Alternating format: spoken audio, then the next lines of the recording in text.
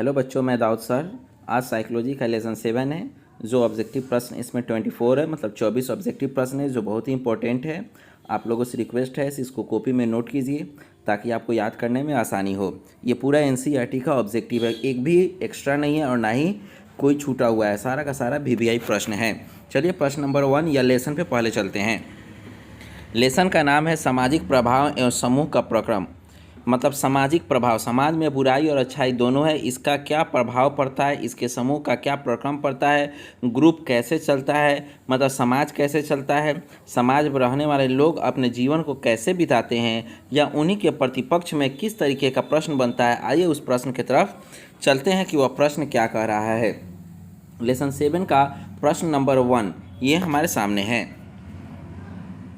प्रश्न नंबर 1 जो है वह निम्नलिखित में द्वंद्व समाधान की युक्ति कौन सी है, ये हमारे प्रश्न है। प्रश्न है निम्नलिखित में द्वंद्व समाधान की युक्ति कौन सी है। निम्नलिखित में द्वंद्व समाधान की युक्ति कौन सी है। प्रश्न का ऑप्शन है प्रत्यक्षण में परिवर्तन करना, समझौता वार्ता करना, ग नंबर में है अंतर समूह संपर्क को बढ़ाना, या उपयुक्त सभी। तो इसका आंसर होगा उपयुक्त सभी, मतलब प्रत्यक्षण में परिवर्तन करना, समझौता वार्ता, अंतर समूह संपर्क को बढ़ाना, मतलब पहला का आंसर क्या हुआ, तो घ हुआ। 2 नंबर निम्नलिखित में कौन सा कथन असत्य है। मतलब इसमें 4 ऑप्शन है, 3 सही है, 1 गलत है, लेकिन जो गलत है वह हमारे लिए इसलिए सही है क्योंकि इस तीनों में वह आंसर है। तो निम्नलिखित में कौन सा कथन असत्य है। उच्च कोटि के लक्ष्यों का निर्धारण करके अंतर समूह द्वंद्व को बढ़ाया जा सकता है। ख नंबर समझौता वार्ता एवं किसी भी तृतीय पक्ष के हस्तक्षेप के द्वारा द्वंद्व को कम किया जा सकता है। तीसरा समूहों के बीच में द्वंद्व अनेक सामाजिक एवं संज्ञानात्मक प्रक्रिया को प्रेरित करते हैं। चौथा है हमारा अधिकांश द्वंद्व लोगों के मन में उत्पन्न होते हैं। तो 2 नंबर का इस आंसर जो है वह हमारा क है। 2 नंबर का आंसर क्या है, क है, मतलब उच्च कोटि लक्ष्यों का निर्धारण करके अंतर समूह द्वंद्व को बढ़ाया जा सकता है। चलिए प्रश्न नंबर 3 की तरफ चलते हैं। प्रश्न number 3 in the minds of main नामक पुस्तक किसने लिखी। क्वेश्चन है in the minds of main नामक पुस्तक किसने लिखी। तो इसका ऑप्शन दिया है विलियर, ख नंबर में गार्डेनर मर्फी, तीसरा है कार्ल लेविस, चौथा है डिकी ऑर्थर। मतलब 3 नंबर का आंसर होगा ख गार्डेनर मर्फी। 4 नंबर प्रश्न है निम्नलिखित में कौन अंत इंद्र की परिणति है। तो 4 नंबर का आंसर हो जाएगा ग। एक बार इंद्र प्रारंभ होने पर अनेक दूसरों कारक के इंद्र को बढ़ाने लगते हैं। 5वां नंबर प्रश्न समूह 2 या 2 से अधिक व्यक्तियों की एक संगठित व्यवस्था होती है। समूह कैसे बनता है, तो 2 या 2 से अधिक व्यक्तियों से समूह बनता है। तो समूह 2 या 2 से अधिक व्यक्तियों की एक संगठित व्यवस्था होती है। तो ऑप्शन दिया हुआ है जो एक दूसरे के अंतःक्रिया करते हैं, ख नंबर जो परस्पर निर्भर होते हैं, ग नंबर जिनकी एक जैसी अभिप्रेरणा होती है, और चौथा में है घ नंबर उपयुक्त सभी। तो आपको 5 नंबर का आंसर हो जाएगा घ उपयुक्त सभी। मतलब समूह 2 या 2 से अधिक व्यक्तियों की एक संगठित व्यवस्था होती है जो एक दूसरे के अंतःक्रिया परस्पर निर्भर होती हैं एक दूसरे पर, और जिनकी एक जैसी प्रेरणा और बोली विचार या सूझबूझ एक जैसा होती है, उन्हीं को व्यक्तित्व के समूह कहा जाता है। इसलिए 5 नंबर का आंसर क्या होगा, घ होगा। चलिए 6 नंबर प्रश्न की तरफ। 6 नंबर प्रश्न हमारे सामने है भीड़ में मतलब इसका मतलब क्या है। ऑप्शन दिया है कोई संरचना नहीं, ख नंबर आत्मीयता की भावना नहीं होती, ग नंबर लोगों का व्यवहार अविवेकीय होता है, या उपयुक्त सभी। तो 6 नंबर का आंसर होगा घ उपयुक्त सभी। भीड़ में कोई संरचना नहीं होती, कौन किसको देखता है, कौन किसको मारता है, कौन किसके साथ मिलता है। दूसरा आत्मीयता की भावना नहीं होती, कोई किसी के प्रति माया या दया नहीं दिखाता। ग नंबर लोगों का व्यवहार अविवेक होता है, सभी लोग अपने बचाव और अपने कर्म के ऊपर निर्भर रहते हैं, इसलिए इसका आंसर क्या होगा, घ नंबर होगा। 7 नंबर समूह में लोगों के सम्मिलित करने का क्या कारण है। समूह मतलब 2 या 2 से अधिक लोगों के मिलने को समूह कहा जाता है। तो समूह में लोगों को सम्मिलित करने का क्या कारण है, तो इसका आंसर हो जाएगा आपको घ उपयुक्त सभी। मतलब सुरक्षा, से समूह बनता है। एक व्यक्ति अगर समूह में, कई व्यक्ति समूह में है तो सभी लोग एक व्यक्ति का सुरक्षा करते हैं। प्रतिष्ठा, मान सम्मान बढ़ता है। आत्मसम्मान, सभी लोगों को काम करने का पूरा पूरा हक मिलता है। इसीलिए इसका आंसर घ होगा, उपयुक्त सभी। 7 नंबर का आंसर घ, उपयुक्त सभी। 8 नंबर, समूह संरचना कब विकसित होती है? समूह संरचना कब विकसित होती है? इसका आंसर होगा ख। समूह संरचना का आंसर क्या होगा? ख। समूह संरचना का आंसर घ होगा। मतलब समूह संरचना कब विकसित होती है? तो जब सदस्य परस्पर अंतःक्रिया करते हैं तब। इसलिए 8 का आंसर आपको क्या होगा? ख होगा। 9 नंबर प्रश्न हमारा है, निम्नलिखित में कौन समूह संरचना के घटक नहीं है? निम्नलिखित में कौन सा समूह, मतलब इसमें समूह का नाम दिया हुआ है, इस समूह में संरचना की घटक नहीं है? तो आपको ऑप्शन में दिया है भूमिकाएं, प्रतिमान और प्रतिष्ठा, या इनमें से कोई नहीं। तो आपको 9 नंबर का आंसर हो जाएगा घ, इनमें से कोई नहीं। निम्नलिखित में समूह की संरचना का घटक ना ही भूमिका है, ना ही प्रतिमान है और ना ही प्रतिष्ठा है। 10 नंबर प्रश्न, प्राथमिक समूह क्या है?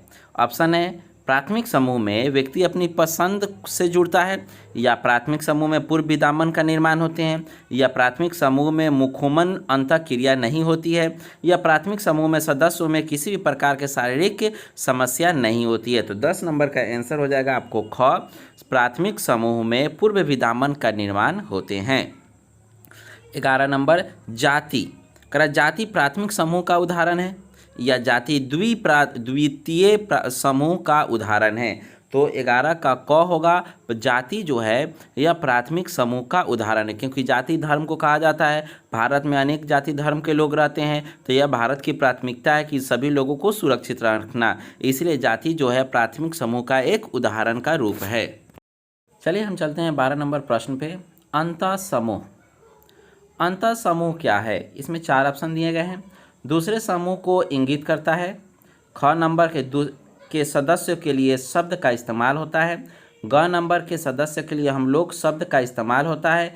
घ नंबर के सदस्य को अलग तरीके से देखा जा सकता है। तो 12 नंबर का आपका आंसर हो जाएगा ग, मतलब अंतः समूह के सदस्यों के लिए हम लोग शब्द का इस्तेमाल होता है। 13 नंबर, निम्नलिखित में कौन औपचारिक समूह का उदाहरण है? निम्नलिखित में कौन औपचारिक समूह का उदाहरण है? तो 13 नंबर का आपको आंसर हो जाएगा ख, जाति। औपचारिक समूह का उदाहरण जाति होता है। 14 नंबर, निम्नलिखित में कौन प्राथमिक समूह का उदाहरण नहीं है? निम्नलिखित में कौन प्राथमिक समूह का उदाहरण नहीं है? तो ऑप्शन है परिवार, जाति, धर्म और स्कूल।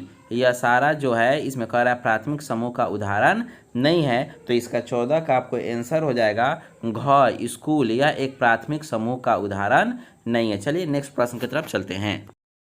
प्रश्न नंबर 15, द्वितीय समूह के सदस्य में कौन आते हैं?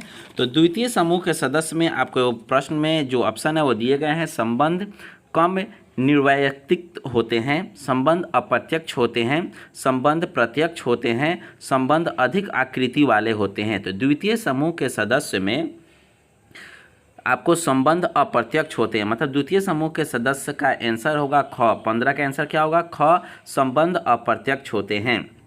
16 नंबर, सामाजिक सेवाचार सामूहिक कार्य करने में व्यक्तिगत प्रयास की। इसका ऑप्शन है अधिकता, ख नंबर में कमी है, ग नंबर में प्रचुरता है।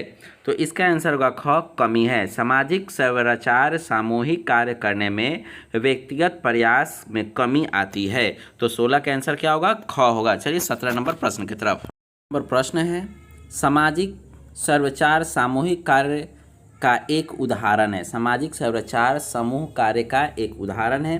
तो 17 नंबर में 4 ऑप्शन दिए हैं। क्रिकेट का खेल, रस्साकसी का खेल, हॉकी का खेल और बैडमिंटन। देखिए क्रिकेट में समूह तो चलता है, पर सभी समूह एक तरफा काम नहीं करते हैं या एक ही लक्ष्य नहीं होता है। रस्साकसी का खेल ये इंपॉर्टेंट है क्योंकि एक तरफ पूरा समूह लगा रहता है और दूसरी तरफ भी पूरा समूह लगा रहता है। हॉकी का खेल में भी सभी लोग अपना अपना पॉइंट जगाने पर लगे रहते हैं, बैडमिंटन में भी अपना अपना पॉइंट लगाने में लगे रहते हैं, क्रिकेट में भी अपना अपना पॉइंट और रन लगाने में बने रहते हैं। इसलिए 17 नंबर का आंसर जो होगा ख होगा, रस्साकसी का खेल होगा। 18 नंबर, सामाजिक सर्वाचार को किसके द्वारा कम किया जाता है? तो ऑप्शन दिया है प्रत्येक सदस्य के प्रयासों को पहचानने योग्य बनाना, दूसरा कठोर परिश्रम के बढ़ाना, कार्य के प्रकट का महत्व, और उपयुक्त सभी। तो इसका आंसर होगा उपयुक्त सभी। सामाजिक सर्वाचार किसके द्वारा कम किया जाता है? तो उपयुक्त सभी के अनुसार घ आंसर। नेक्स्ट प्रश्न हमारा है 19 नंबर।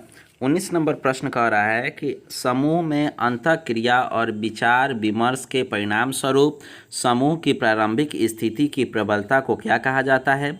तो ऑप्शन है समूह ध्रुवीकरण, ख नंबर में अनुपालन, ग नंबर में आज्ञा पालन, घ नंबर में इनमें से कोई नहीं। तो 19 नंबर का आंसर होगा क समूह ध्रुवीकरण। मतलब समूह की अंतःक्रिया के विचार विमर्श के परिणाम स्वरूप समूह की प्रारंभिक स्थिति प्रबलता को क्या कहा जाता है? तो इसके प्रबलता को समूह ध्रुवीकरण कहा जाता है। 20 नंबर, निम्नलिखित में कौन सा कथन सत्य नहीं है? मतलब इसमें 4 ऑप्शन है जिसमें 3 सही है और 1 गलत है। तो चलिए प्रश्न की तरफ चलते हैं। क नंबर, सामाजिक प्रभाव उन प्रकर्मों को इंगित करता है जिसके द्वारा हमारे व्यवहार और अभिवृत्ति दूसरे लोगों के काल्पनिक या वास्तविक उपस्थिति को प्रभाव देता है। तो यह हमारा गलत है। ख नंबर, वे लोग जो, मतलब ये सही है और इस आंसर के अनुसार यह गलत है, मतलब ये सही बोल रहा है। उसके बाद आपको आता है ख नंबर, वे लोग जो अनुरूपता प्रदर्शित करते हैं उन्हें भी सामान्य कहते हैं। ये गलत है, इसका मतलब यह सही है। आंसर आपको 20 का ख हो जाएगा। 20 का आंसर क्या होगा? वे लोग जो अनुरूपता प्रदर्शित करते हैं उन्हें भी सामान्य कहते हैं। 21 नंबर प्रश्न, 21 नंबर का है, निम्नलिखित में कौन सामाजिक प्रभाव को उत्पन्न करता है?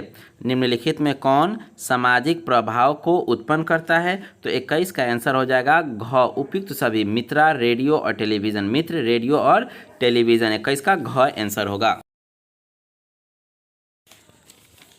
22 नंबर प्रश्न हमारे सामने, अनुरूपता तब अधिक पाई जाती है जब समूह बड़े से अपेक्षाकृत छोटा होता है, छोटे से अपेक्षाकृत बड़ा होता है, एक समान होता है, इनमें से कोई नहीं। तो 22 का आंसर हो जाएगा क, अनुरूपता तब अधिक पाई जाती है जब बड़े समूह के अपेक्षाकृत छोटा होता है।